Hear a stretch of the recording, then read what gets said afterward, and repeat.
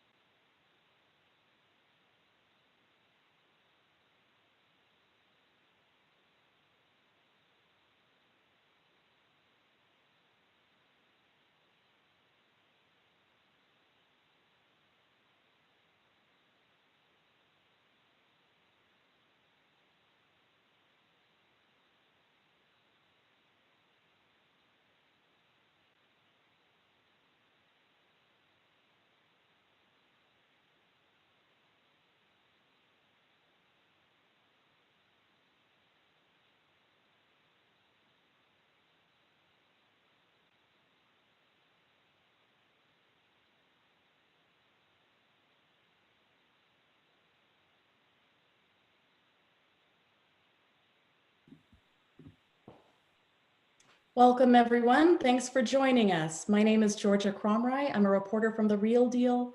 I'm so excited you could join us this evening to talk about a new report from the Pratt Center entitled Our Hidden Value, which argues that land value is created collectively and gives some policy recommendations for capturing it for public benefit rather than real estate speculation.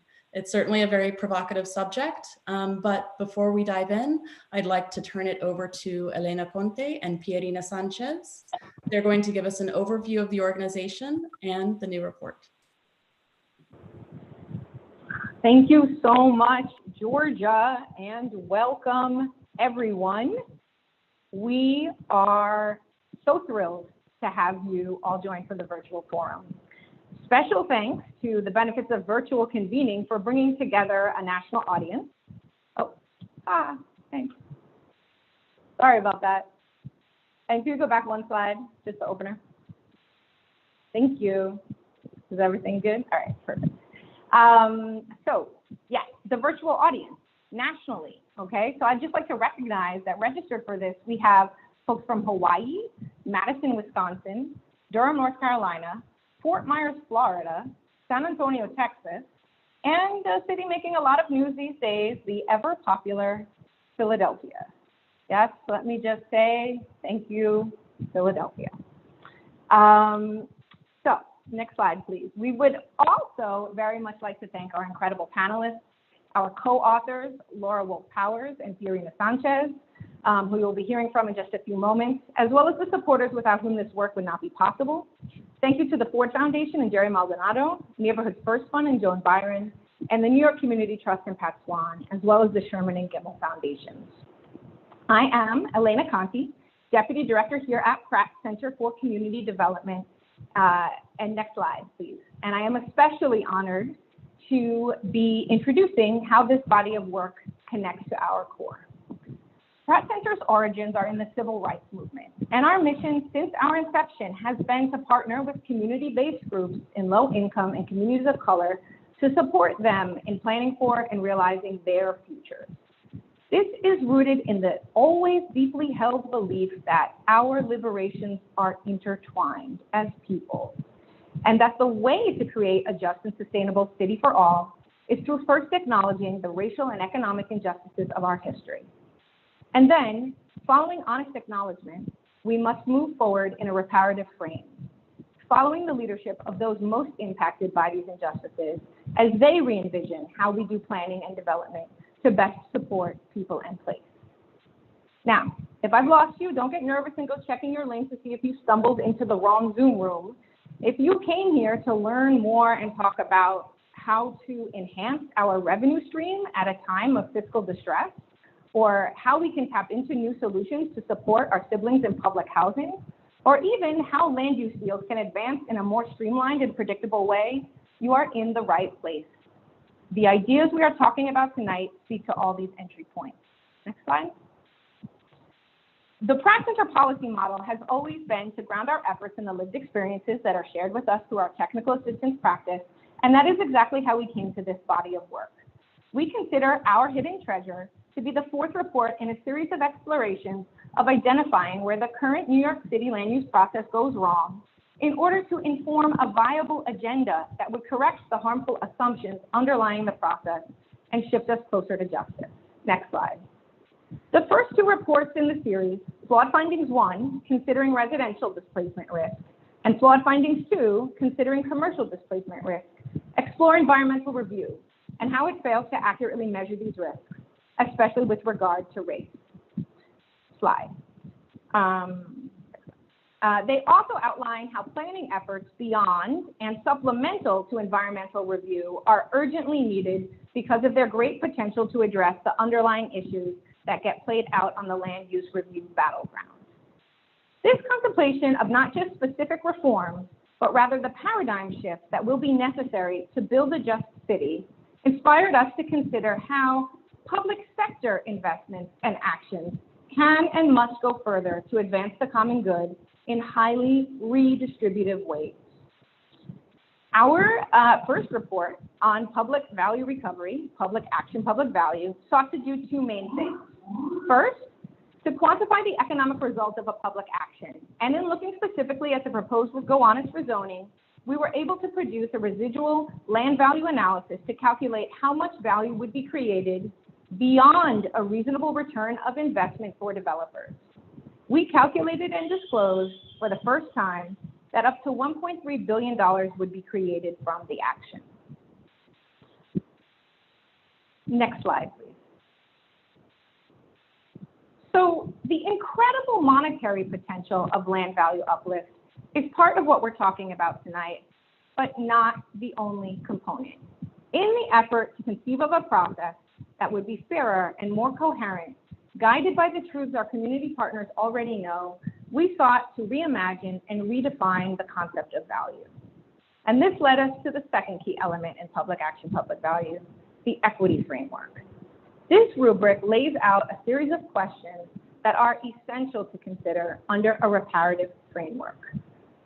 Which brings us to tonight and the debut of the fourth in the series, our hidden treasure, land value recovery to repair and rebuild.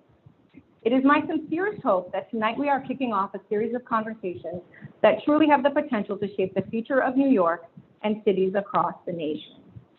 Now it's my pleasure to hand it over to Pirina Sanchez, the report's co-author and our Senior Fellow for Public Policy.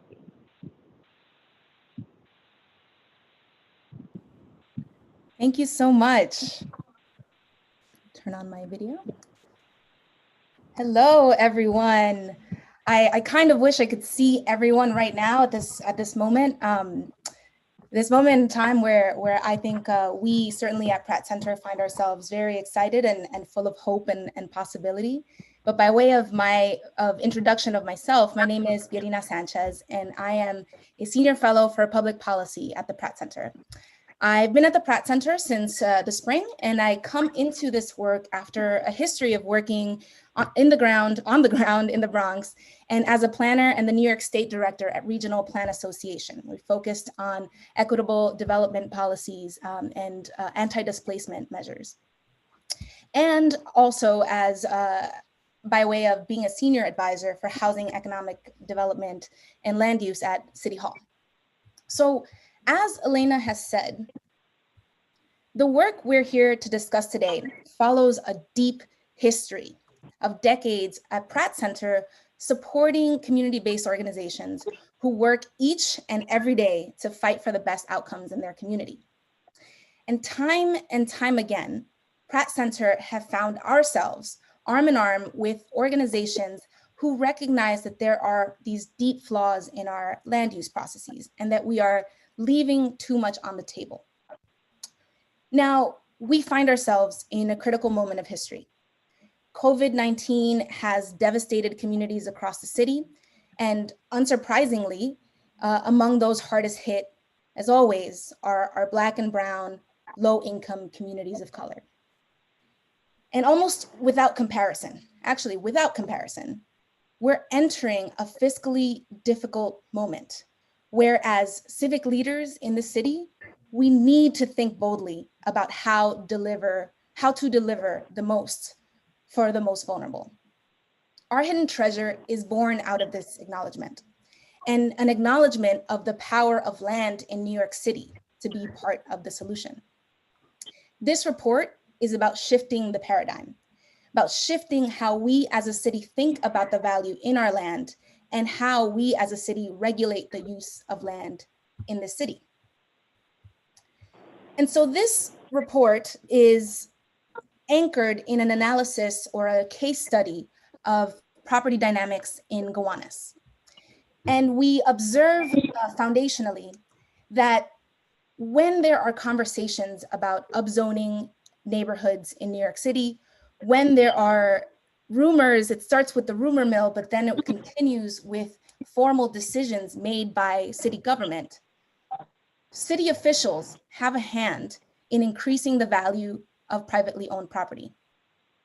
And in this report, when we look at 7 specific parcels in Gowanus, we see how after announcements of neighborhood studies, after announcements of forthcoming cleanups, after announcements of a draft scope of work, property values shift from tens of thousands in 1978, $85,000 to $95 million. And these changes in property values are, again, associated with specific decisions, specific announcements that are being made in New York City. And why is this important? Well, specifically, it is important because we find that under current practice, upzonings primarily create private windfalls that fuel speculation, fuel front running, and lead to higher development costs. What that means is that no one in New York City is winning from speculation and from these land use changes, except for those who are selling, because developers face higher costs, renters see costs passed on to them in the form of higher rents, and communities face higher displacement risk as their communities become more expensive. So these higher development costs in turn drive up land prices and exacerbate the city's affordability crisis, thus worsening inequality. The exact opposite intent that from what we had in implementing a policy like mandatory inclusionary housing. And so we in this report demonstrate how uplift in land values are associated with anticipated neighborhood rezoning, ends up being capitalized into land prices, and being realized almost entirely by landowners. So as we think about what this means and what this means for a city that is facing more and more difficult fiscal realities, the paradigm shift that Pratt Center wants to poke into our dialogue as a city is that the land value and the value that is being created by we, the people. New York City's land is valuable because of the communities that are here, because of the vibrancy of our city. And so we in the report make three propositions. First, that given that escalating land prices caused by frontrunners are destructive to the city's fight against the affordability crisis, we as a city should be discouraging speculation. Second, given that land value is collectively created, the city should have a coherent value recovery strategy when its actions create value. And third, given that the vast historically based inequities in health and wellness infrastructure, the city should invest existing and reclaim value in redistributive and reparative ways. Now, these are not the propositions for land use governance that currently undergird our land use decision, but we argue that they should be. And this is especially the case if the city's rezoning practices are going to continue to contribute to runaway land prices, effectively nullifying many of the hypothesized affordability benefits of density increases. We need to consider what policy levers are available to promote truly affordable development that benefits historically marginalized communities and begins to dismantle traditional race and class-based inequality. And so we make three recommendations, food for thought for our city. First, the recommendation is to restructure taxation to recover value uplift. And now by this, we don't mean reinventing the property tax commission that we had just last year, or even several property tax commissions. We mean adding to the list of considerations for property tax reform that real estate taxes be shifted to uncover some of the value that is caused by front running. So a new transfer fee could be assessed that would be triggered when a property is transferred from one owner to another in an area where a zoning study, for example, is underway. While we are not tax experts, this is the time to think about making changes to the tax code, right? As we enter an era where there's going to be a seismic shift in leadership in the city. And another idea for consideration is that the city imposes a capital gains tax for properties that are imminently or recently rezoned areas. Second, using purchasable density bonuses. So instead of upzoning a specific area, the city would structure land use actions as air right sales within specific special districts, and then give developers the option to directly purchase the additional density. Now, we use this kind of tool, this kind of value recovery tool at Hudson Yards and East Midtown, but we can also and should also think about using it in order to promote equitable outcomes in our city. And third, we should establish a social ownership or stewardship mechanism to safeguard value. Now, we know that publicly owned land is underutilized as a resource in the struggle to meet the needs of households and businesses that are unable to afford market rents in an increasingly expensive city. This recommendation is more about reconsidering our existing use of assets and how we can more quickly pivot them toward redistributive and equity promoting purposes. For example, community land trusts or mutual housing associations. And so with that, I will end by saying our new report affirms that the value of the city lies in our people, in our communities, and it illuminates how ill-tempered real estate speculation, ill-considered zoning changes, and privatization of public assets can undermine the value that we have in our city and could and should be dedicating for a more equitable future. So we call for bold strategies that would recover value in reparative and redistributive ways. And thank you so much for being here with us tonight. Georgia, I'll turn it back to you. Wow, thank you so much for that, Pierina and Elena. That was amazing. I'm really excited about a lot of the ideas in the report, especially the idea of purchasable density bonuses. I think that's really fascinating, and would love to hear more about community land trusts and land banks, all of that. But first, I'm going to let each of our panelists tell us about their backgrounds and give a short introduction about their work. We'll start with you, Marie.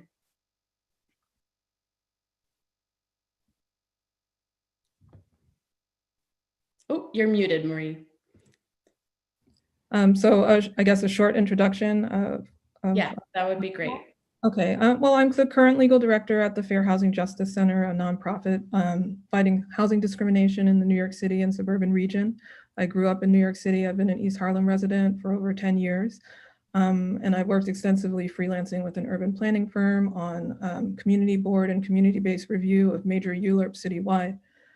With respect to the East Harlem zoning, which we'll be talking about later, I was a community board 11 Manhattan member during that process and participated from the day one of the community planning process of the East Harlem Neighborhood Plan to the end of the East Harlem rezoning, and currently continue to be involved with implementation of some of the points of agreement, such as some commitments to things like sanitation garage in our district.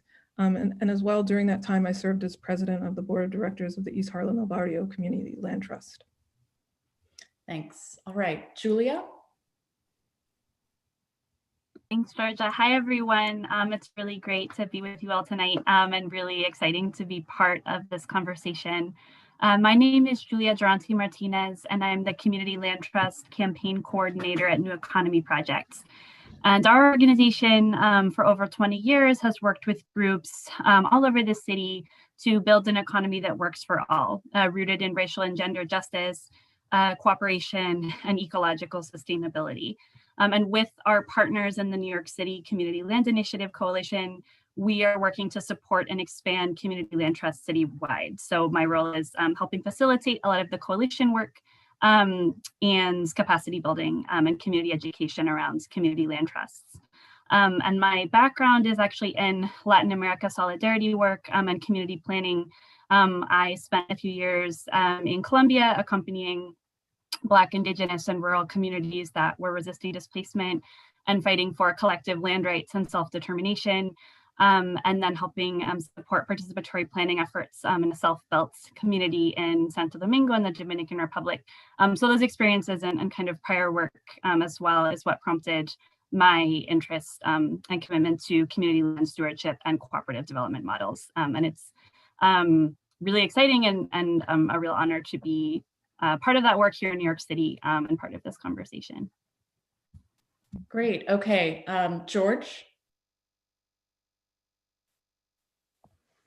Good evening, everyone. It's a pleasure to be here with you all. My name is George Sweeting. I'm Deputy Director of the New York City Independent Budget Office. For those of you who may not know our office, we are a city agency, nonpartisan, and our role is to increase public understanding and awareness of the city's fiscal and economic condition. And we work for elected officials. We do a lot of work with the press, and we publish our reports looking at the city budget, looking at issues in the city budget. I invite you to take a look at our website. You'll find virtually anything about the city, city budget, city economy. We've written something on it. I come to this work originally as an economic historian who worked on issues of tax policy and fiscal policy. I've been working with the city for over 30 years, initially with the Department of Finance and the Office of Tax Policy. And then I was part of the initial cadre that founded the Independent Budget Office in 1996. I started out working on the property tax policy area, but now work as the Deputy Director responsible for all of our research, policy work, and our economic forecasting and tax policy. So very much looking forward to the conversation here, and thank you for being invited to participate. Got it. Thanks for that. Okay, Hannah. Hi, everyone. I'm Hannah Anouche. I work at Cypress Hills Local Development Corporation, and I am the coordinator of the East New York Community Land Trust. And we are a grassroots group led by 20 residents of East New York, and our mission is to take control of land in East New York for community benefit. And I encourage you to check out our website, East New York CLT, and our social media if you want to learn more, although I will be talking more about our work. And I'm also a former Pratt student, so I'm really excited to be here. Great. All right. Well, Hannah, why don't we start with you? Can you talk about the work that you do in Cypress Hills and really how they think about public value from that paradigm? Sure. I just want to start by thanking everyone at the Pratt Center for this report. Particularly for raising the incredibly important question of how and why the city should transfer vacant and distressed properties to community organizations like CLTs. I think this question is more relevant than ever given the pandemic and also the fact that 2021 is an election year. This is city election year. I think I'd like to first emphasize the point that's made in this report that, the current mayor's housing plan, has really negatively impacted BIPOC communities like East New York. East New York was the first community to be rezoned under the current administration in 2016. And, despite the promises that the upzoned areas would lead to more affordable housing development, what we've really seen is that the rezoning has fueled speculation, with investors buying up land in and around the rezone areas, and that the housing that's developed in the rezone area is not truly affordable. Just to share some stats with you guys. So 41% of households in East New York make between 0 and 30% of the AMI. So that's equal to around $28,000 a year or less. And so, excluding one large, deeply affordable development called Chestnut Commons being built by CHLDC, only 16% of the units that have been built or being built in the rezoned area are affordable to that income bracket. And in addition to that, there are 6 hotel developments equal to 342 units that have been built or being built in the rezone area. So that's, all that's to say is that I think it's really important that we're having this conversation about social housing solutions that actually protect communities from speculation and protect land value. Yeah, that's really interesting. It sounds like what you're saying from your work. It sounds like the character, the makeup of the area really changed as a result of the rezoning. Right. Yeah, that's really interesting. Okay. Right. We're also seeing the impact on single family homes, how there's a lot of speculation, a lot of home flipping. Okay. Marie, could you talk about your work in the East Harlem rezoning and how the findings in this report struck you?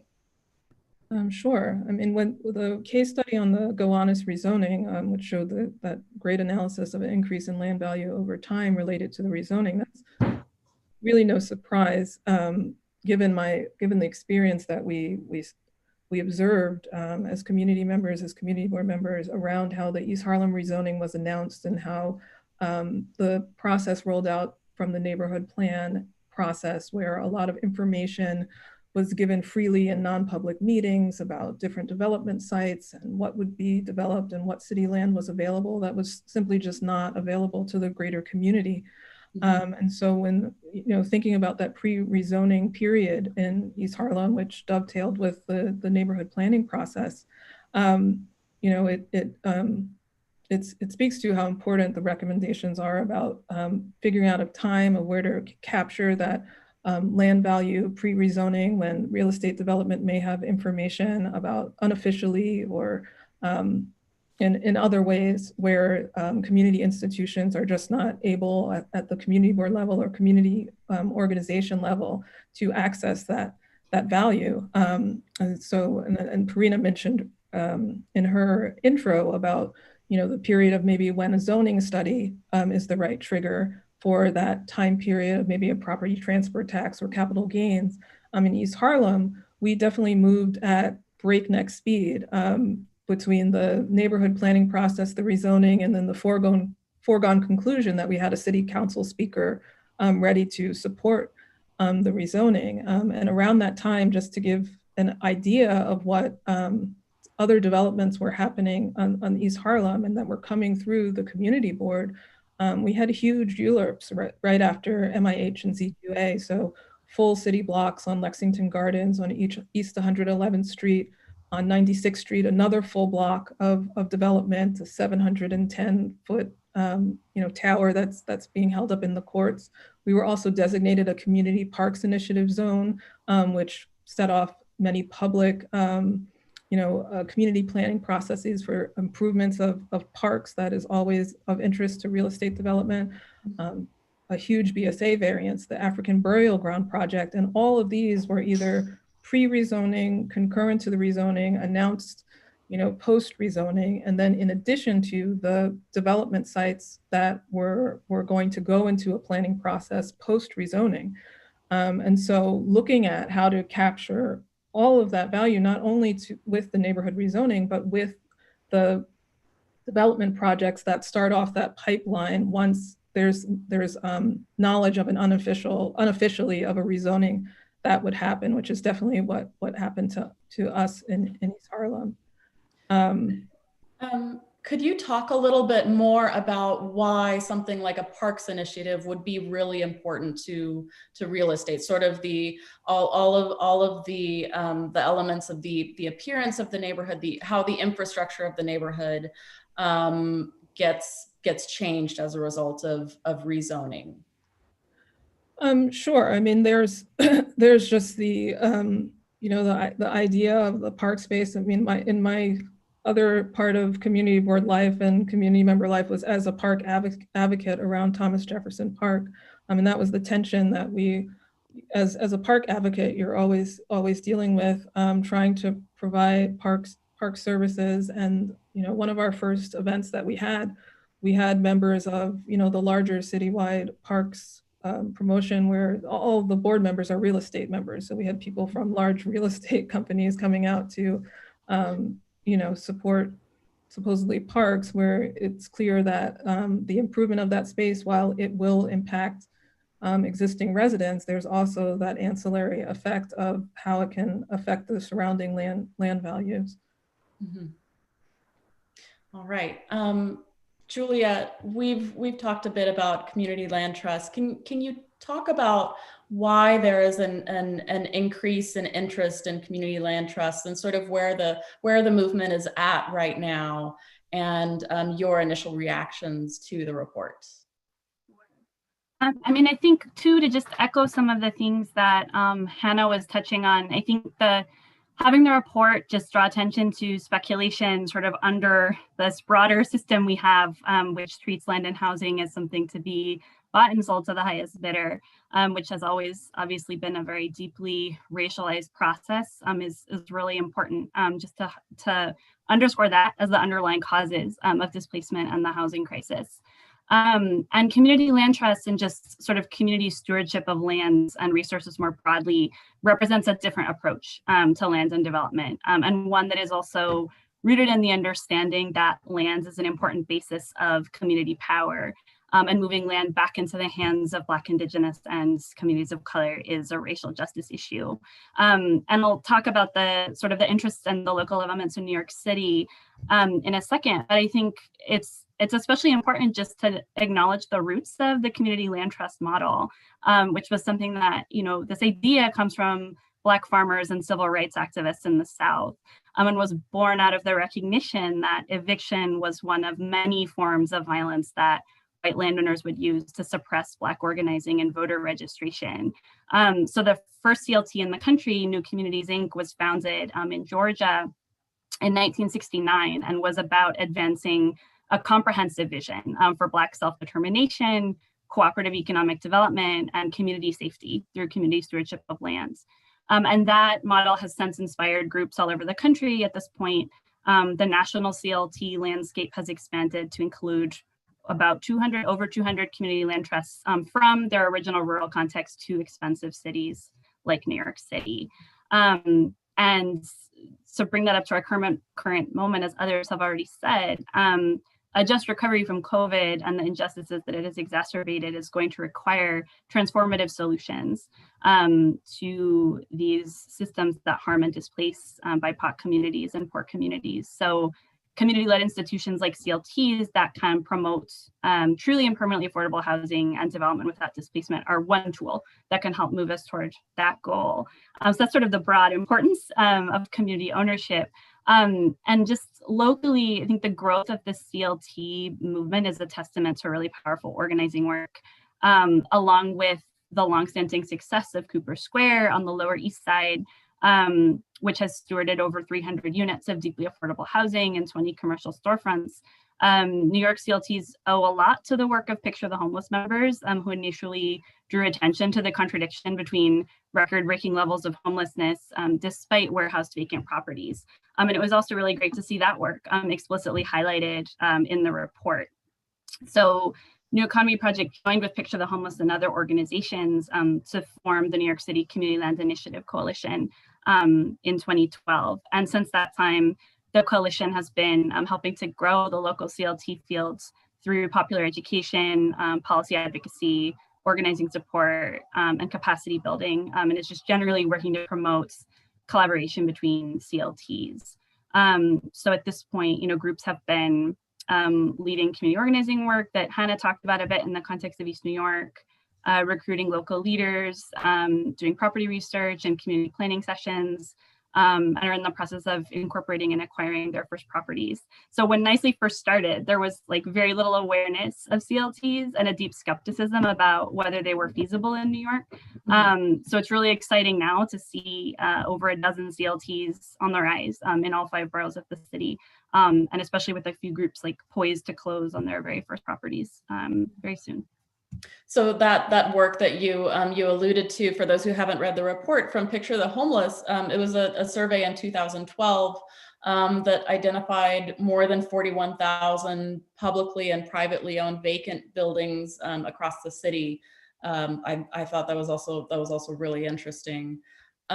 George, this is a question for you from the audience, but I think if anyone has expertise in this, feel free to chime in.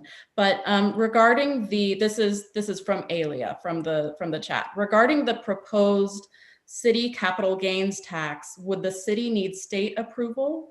Would the city need state approval for any of the other tax recommendations? And if so, how do you recommend the city go about getting approval, politically speaking? Certainly a perennial question. Who is in charge? The city, the state, both? The short answer is that for virtually any change in any of New York City's taxes, whether it be property related, or income taxes, it all depends on the state. There's almost nothing the city can do other than raising the overall property tax rate. But they can't make any changes as to how assessments are done, or how land is treated versus improvements. None of that can be changed by the city on its own. How you get the state to do it? The city, it's managed to have changes made to its tax policy over the years, not always as fast as it wants it, and sometimes it comes back from Albany looking a bit different than it went up. But it's a political process. The state legislature obviously has many New York City representatives of neighborhoods in New York City, so they, they're amenable to listening to what city leaders ask for. They may not always give it to the city exactly in the form it wants, but it's a process. The city certainly has a record of being able to get at least some changes out of Albany, but it's always something you have to think about when you're considering tax policy changes. Mm-hmm. The report does a very nice job of showing the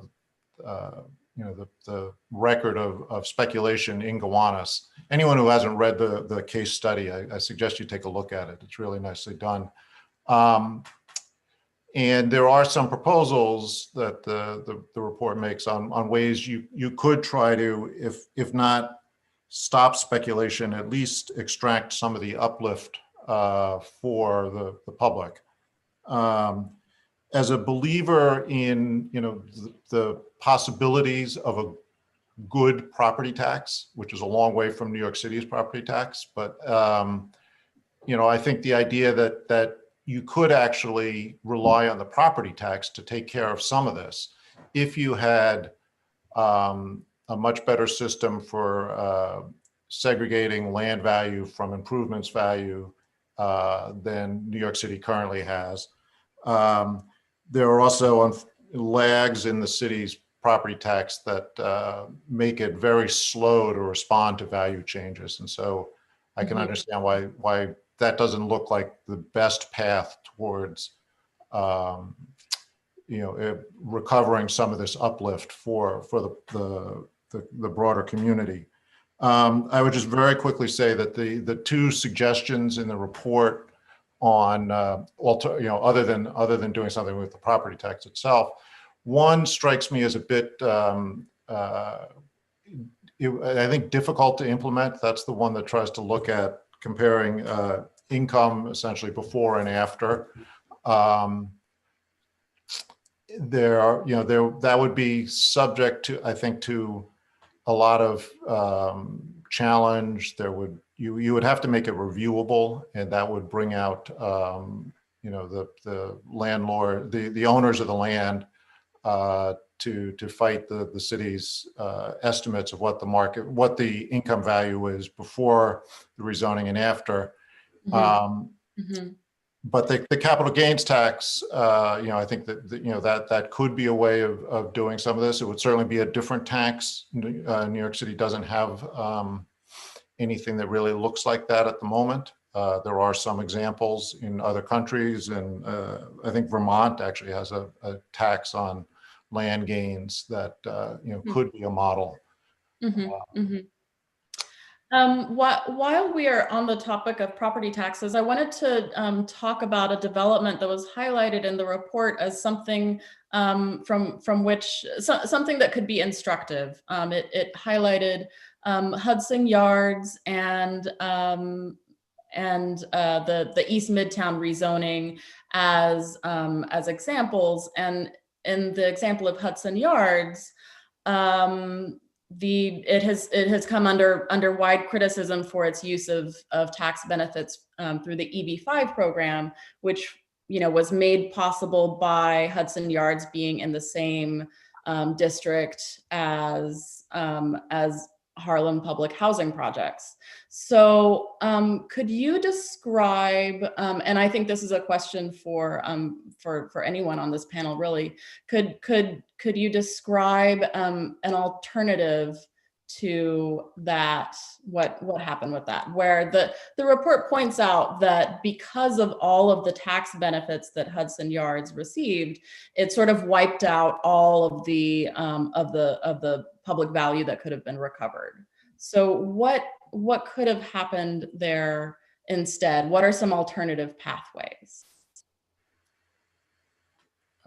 Who's that to, me or anyone can chime in. I think it's an interesting example because it sort of straddles the whole the whole length of Manhattan.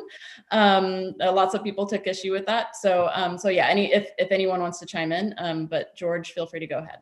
Okay, I mean, although I think in many ways there are disappointments around Hudson Yards. I mean, one of the the way they did the financing there did ultimately produce the subway expansion, which traditionally the city would not be responsible for, but in this case, because the state wasn't interested in doing it, the city went ahead and worked out these funding arrangements on its own.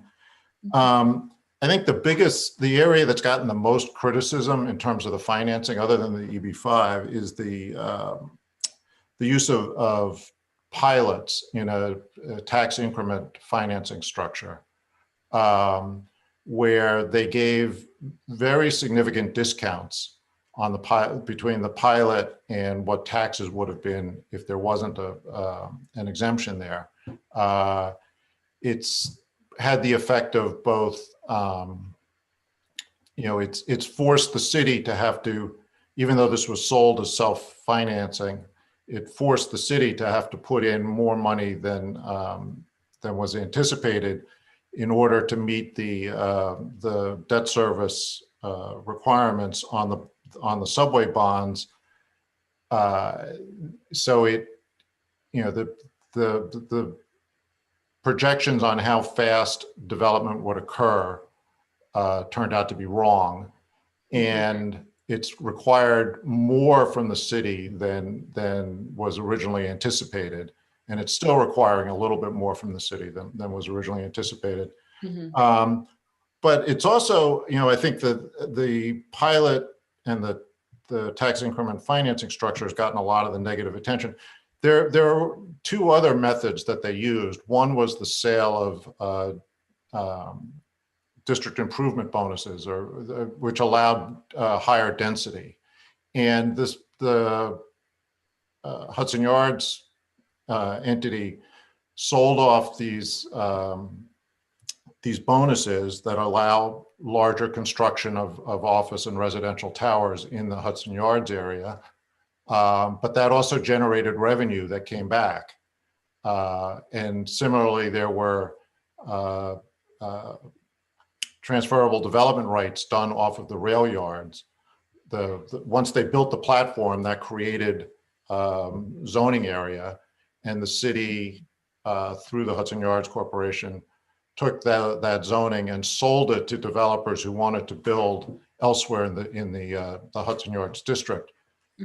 So I would suggest that the use of the density bonus and the TDRs is something maybe not to throw out just because there are other concerns about some of the other financing tools that were used there. So far, those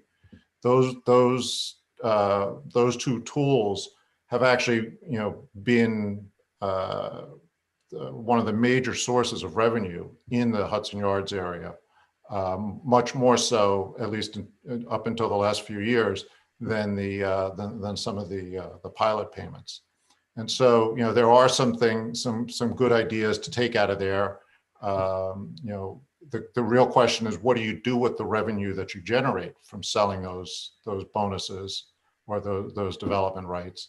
Do you use it for a subway? Do you put it into some structure in which a broader community can be involved in making decisions about how those resources are used? But again, that's separate from whether you could do it, whether you want to do it or not. Yeah, that's one reason that I think this report is really interesting. It's sort of, in a way, it's agnostic on the topic of, generating value through real estate, which I think a lot of people in the real estate industry would take comfort in that, rather than pushing for the wholesale decommodification from the start of all real estate. So very, very interesting. All right, so we have a couple of questions from the chat. One is from Katrina. On the second proposal, the second policy proposal for a purchasable density regime, would you favor having developers compete for density bonuses in an auction? And what kind of land use review process would you apply to parcels for which developers had purchased an upzoning? Maybe that we could take that first question. And this could be for anyone.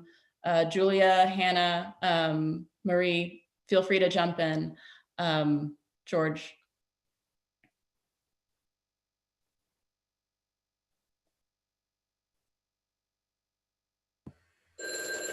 Oh my goodness. All right, anyone on that, or we can skip to a different question? I mean, I would just say, just any brave souls. I mean, in terms of the land use structure, I mean, I was particularly thinking about this in the context, in the questions that are raised by this study, which are ways you could, since there are clear needs in the Gowanus area, and including the unfunded needs of the NYCHA houses, the NYCHA projects in the Gowanus area. Mm-hmm. Interestingly, they're cut out of, they're not actually in the rezoning. The lines are carefully drawn around them. Mm-hmm. But if there were density, conceivably you could have a process where the community could decide that it wants to take revenue generated from selling these kinds of rights, these bonuses, and use that to fund some of the needed investment in those NYCHA projects. You could conceivably even, I guess, create, you could upzone the NYCHA projects too, generate transferable development rights, and that could be used in the Gowanus rezoning area. That doesn't work in all parts of the city. You don't always have a NYCHA project or some other community infrastructure that needs funding adjacent to or part of a rezoning area, but there are certainly places where you do have it, and I think Gowanus is an example. All right. Okay. So let's shift gears a little bit and talk about feasibility and implementation. Something that always comes up with community land trusts, it seems, and this is a very interesting proposal. So we could talk about some of the ways some of these policy recommendations could get done.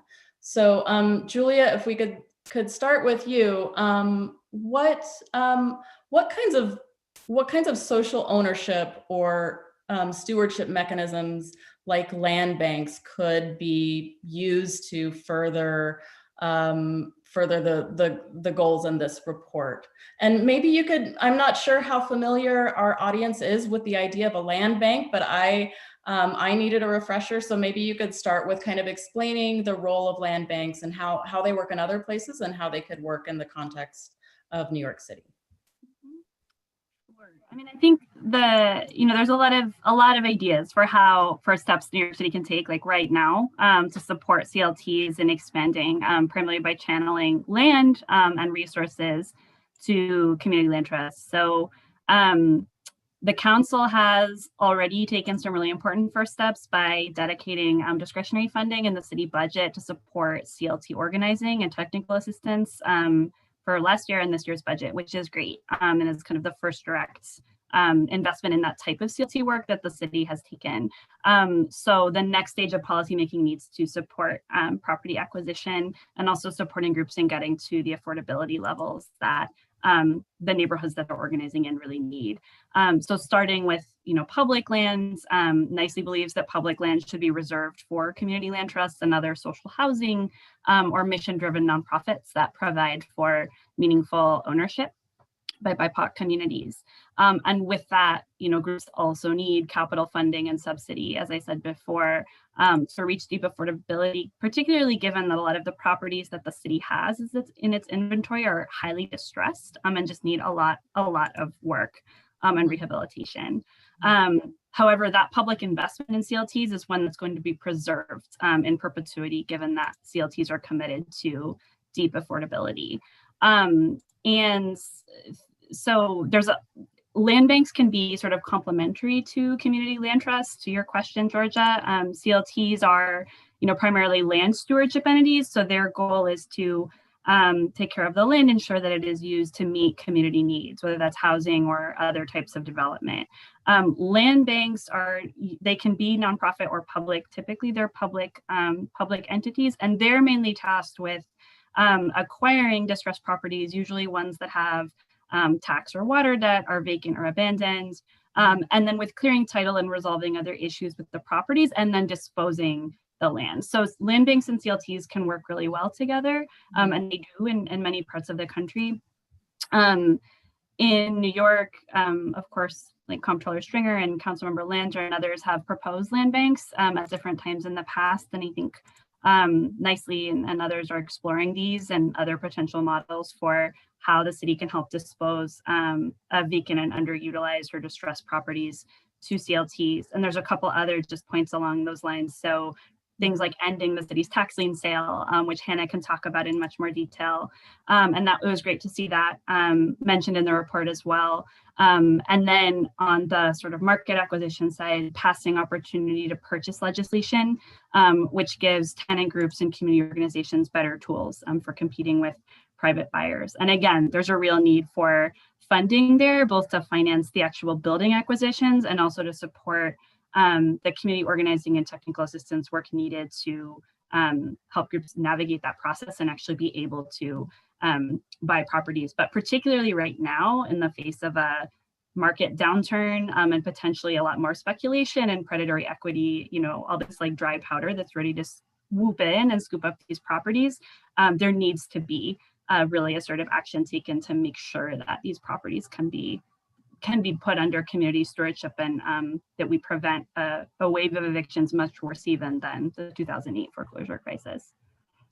Right, right. The timing of this report is really interesting because many do forecast some sort of wave of distress, but also, as I understand it, land banks can also acquire properties that aren't necessarily vacant or in distress, but are just sort of deemed not to be productive or in line with the goals of whatever the goals of the community may be. Is that so? I guess another question I have is what kinds of properties would a land bank potentially be looking at acquiring in New York City? I think most of the conversations around a New York City land bank have mainly been focused on tax delinquent properties, which do include some vacant lots. There's vacant lots that end up in the lien sale every year. But I think there's different examples of how they've been used around the country that groups are eager to learn from. because the idea is that the city acquires the property for the land bank at low to no cost, right? And then is able to dispose of the properties either at like a very steep discount or at no cost to the groups. Because again, even with getting free property from the city, there's development, pre-development, rehabilitation costs that are pretty high for a lot of these. Right. So resources are needed there too. And I don't know if the tax lien sale is a significant source of revenue for the city, but do you foresee that being kind of a tough sale for the city, right?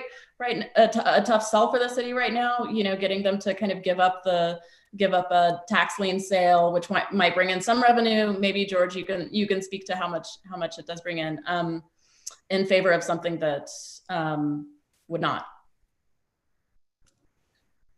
It brings in, depends on the year, but it can be, you know, $50 to $80 million in some years.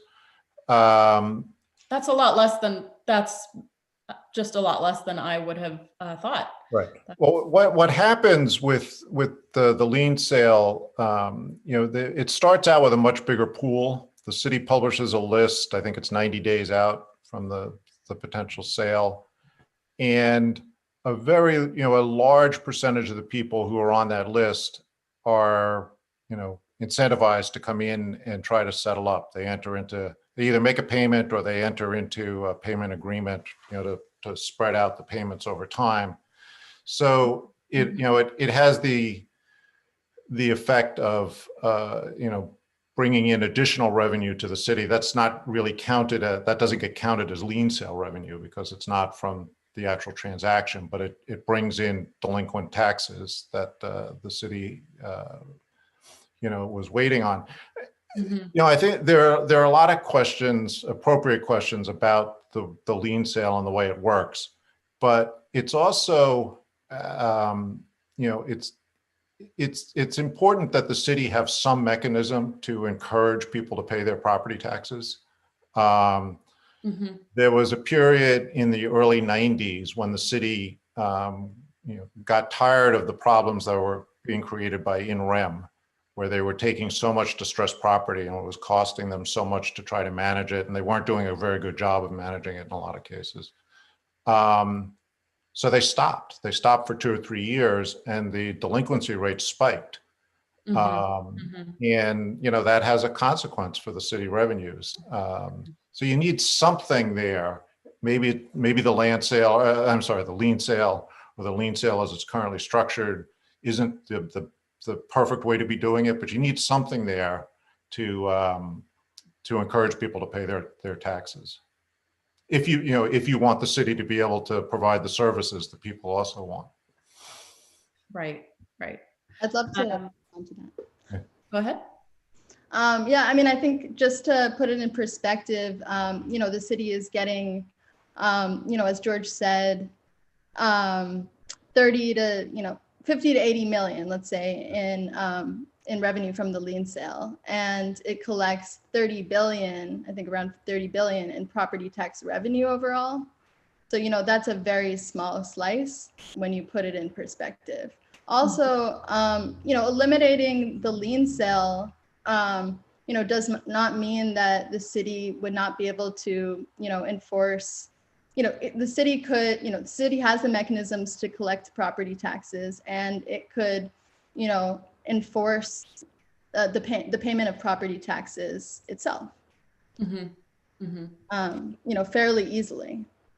So can you tell us a little bit about your advocacy around the tax lien sale this year and sort of what happens? It's been postponed and then postponed again. It was just, I think it was postponed on election day again for another 30 days. So can you talk about this? It also sounds like it's another situation where it's something that affects the city, but it's somewhat under state control.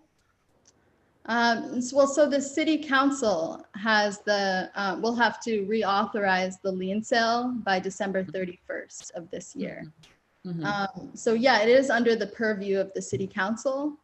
And so, you know, our argument is that, you know, there is no reason why the city should have this privatized system for debt collection for folks who don't know, if a property owner has more than, $1,000 in property tax debt or 2,000 water bill debt, what the city does is it sells the liens on the debt to the lien trust, which is made up of Wall Street investors and real estate development groups.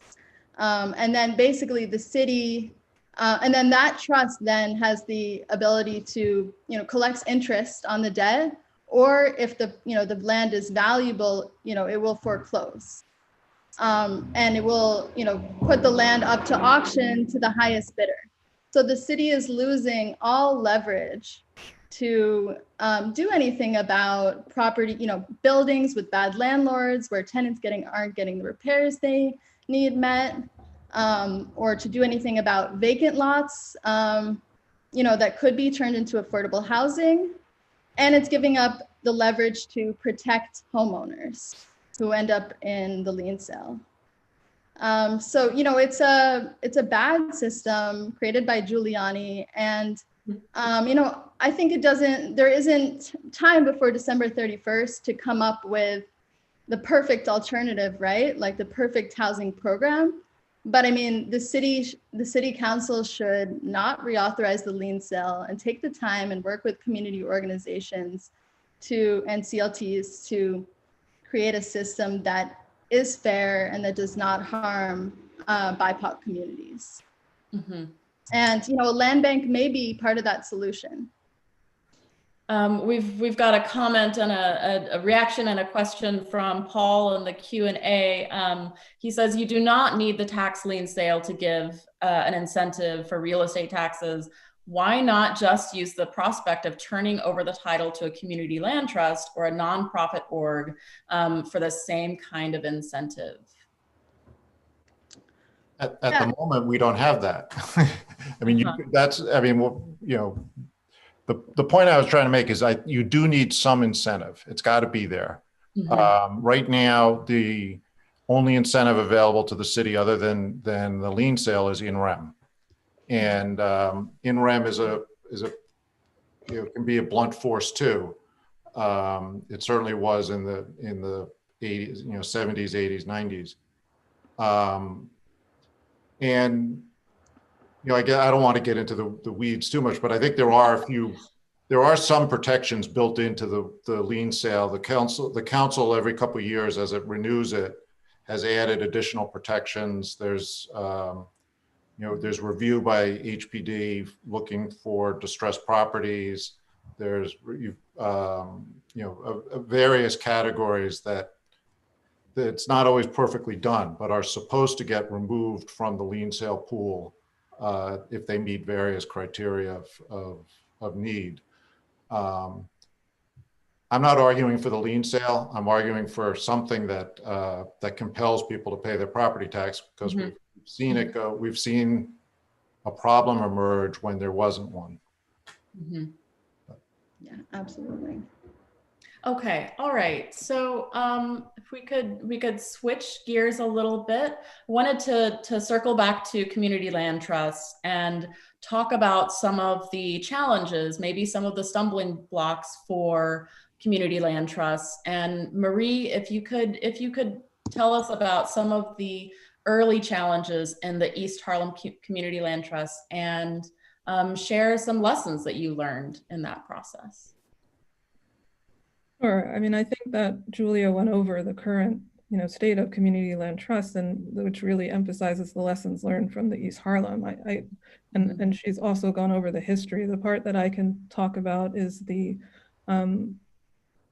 my association with the Community Land Trust, which was from the point where it moved from a program under Picture the Homeless to becoming its own nonprofit organization through the HPD negotiations phase of that process, and the working with the properties that Picture the Homeless identified and was organizing with the help of Goldstein Hall and Cooper Square and Ketch and Parodnik, moving to the RFEI response, which was the final step in making sure that the East Harlem Community Land Trust would actually be implemented. I think, Julia already talked about sort of the organizing lessons learned and the support necessary. I think the unique thing about the East Harlem Community Land Trust was, again, simply the timing of and the political will around moving that forward. It was concurrent with the rezoning. And so that political will was coming from the speaker's office, but not for the reasons that nicely or picture the homeless and the support of, communities of color are looking for to move forward, but as really a part of the East Harlem rezoning, and to be presented as mitigation of the negative effects of the East Harlem rezoning. And so when, when talking about the points of agreement that come out of the rezoning and how those are simply insufficient to capture the value created of the rezoning, the East Harlem CLT ended up as one of the points of agreement to support and fund it when it was initially a completely separate initiative. And so I think that, in terms of lessons learned, right, land is certainly not free in New York City.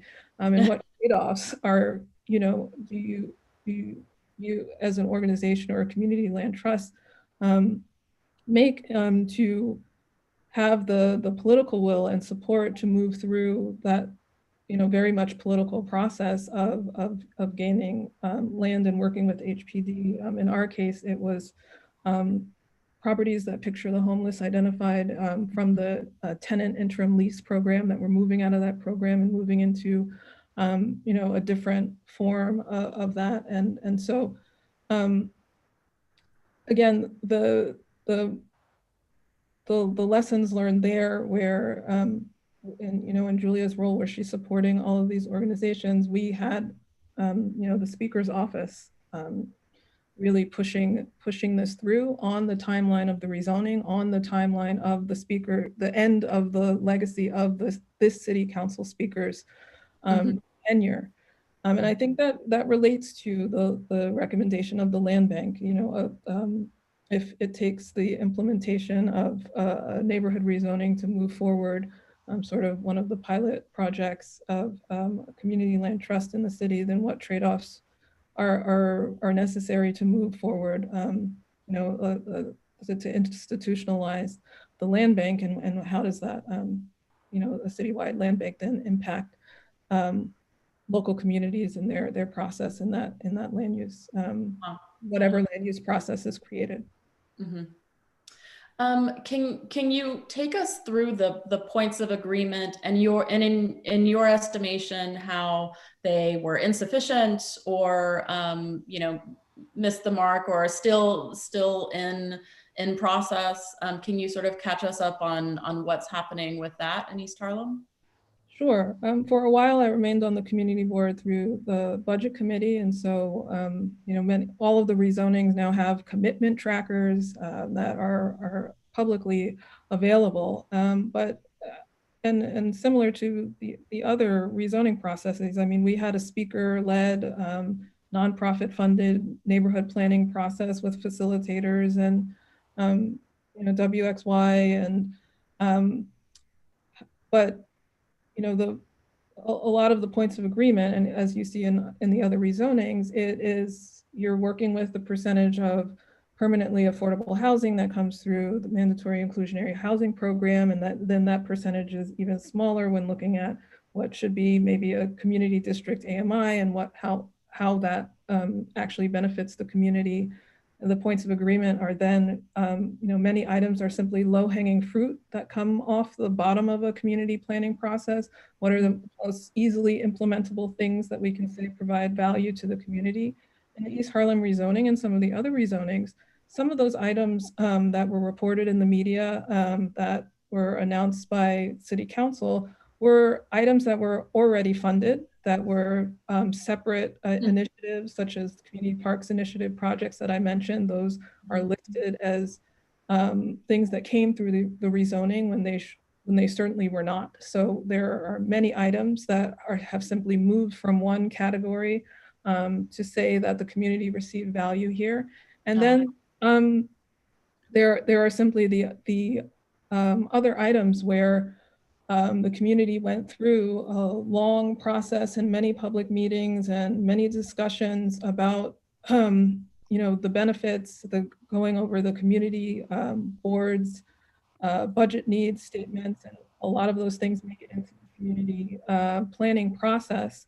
And then many of those items that end up on the points of agreement are simply a commitment to not even study, because a study implies that there's some money that's going to be allocated, but to explore or to try our best or to set up a group. The biggest example that I'm personally still involved with is the sanitation garage for East Harlem. And that's something that goes back to really the young lords and the garbage offensive, and looking at how sanitation services were not being provided to East Harlem, and we still do not have a functioning sanitation garage. And that happened to be something that the city council took seriously, to put together a community advisory group on the specific point. It is still meeting to this day.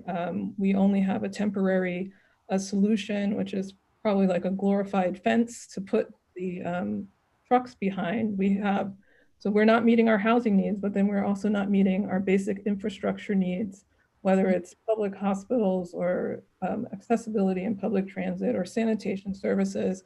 And on the community level, it's simply not equipped to assess that value during a rezoning process of what is needed borough-wide, what is needed city-wide, that needs to be in our community to make sure that, in addition to housing first, that we have what the community also needs to function. And the points of agreement, I don't think there's any rezoning that possibly is able to fulfill all those needs. And definitely in the East Harlem rezoning, we have, on the community board level, you also don't have the follow-up. You don't have the capacity for follow-up in terms of just the support of a community board or community organizations to follow that tracker. Sometimes there have been items that you can log in from one day to the next and they're completed. And you thought that this may end up into, the rehabilitation of a building, and the city or an agency has simply checked off that we evaluated it and we find that it's not feasible at this moment. So that type of long-term consistency that needs to go from, community board member to community board member, from community organization to different, years on and on and on. That's a lot of unsupported work in the community to be able to extract the value that was even promised by the city and its commitments. And what kind of accountability mechanisms are there when you, like you said, when you log on from one day to the next and see that an agency has checked off some point of agreement, or is there none? It really comes down to the community board. I know that the East Harlem plan at some point, when the facilitators left, they tried to keep a core group going.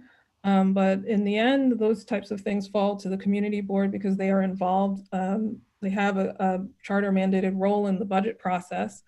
But unfortunately, it's a staffing issue and time issue to be able to do that type of work. And there's no impetus for community organizations who sat in with their paid staffers and they got something out of the rezoning. What is their impetus to go and make sure that these things? So it really comes down to the community board or local politicians to follow up with city agencies and make sure that these things are actually coming back to the community, and even more so with the budget crisis, because we don't know what will be funded and what is not. The same with the sanitation garage example.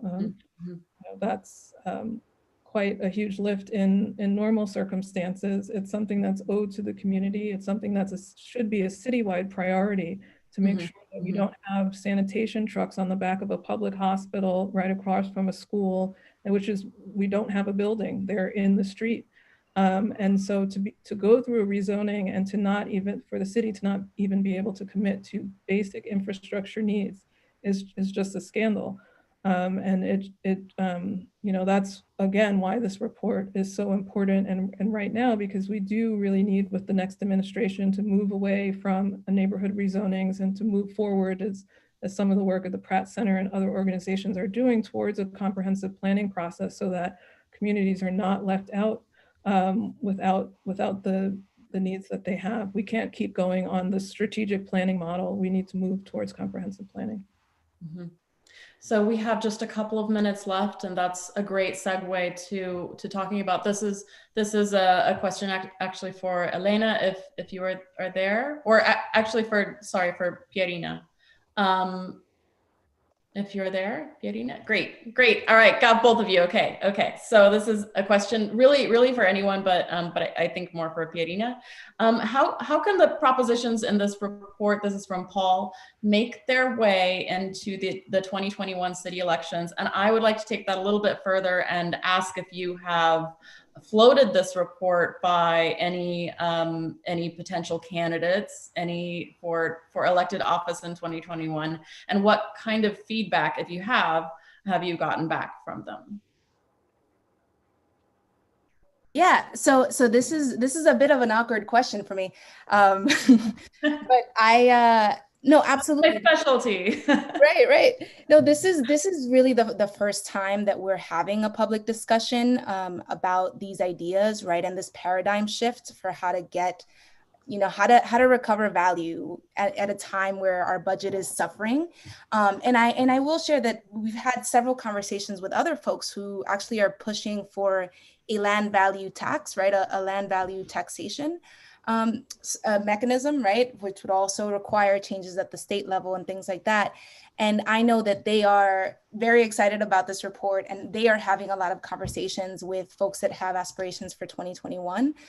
So this is absolutely the time to be having these discussions. But Elena, do you want to jump in? Sure, absolutely. Excellent question, everyone. And I think that's our collective mission, right? The report just came out. And what I was trying to draw a little bit was the thread, right, of like, this is, not, we love the way that we put these things in one place, right? But these are all conversations that have been bubbling, right? That have been growing, that there's been a drumbeat on, right? That are hitting a key moment. We just hopefully finished the presidential, right? So all eyes on New York City and what's coming next. So that's, this is a call out to all the incumbent council members, all 16 of them that will make it again. And I invite everyone to kind of join us in raising up and amplifying these issues, as in the next 6 months, we're really going to be increasing the volume on doing just exactly that, because that is the whole point of the timing. All right, well, we have one reaction to that from an attendee who said he's a candidate in District 18 and loves this report. So, all right, thank you everyone for joining. Thank you, Julia, Pierina, Elena, Hannah, George, Marie. Please continue to be in touch with the Pratt Center for dialogue. There were lots of questions we didn't get to. So thank you so much for joining this evening. Bye. Thank you so much. Thanks, everyone.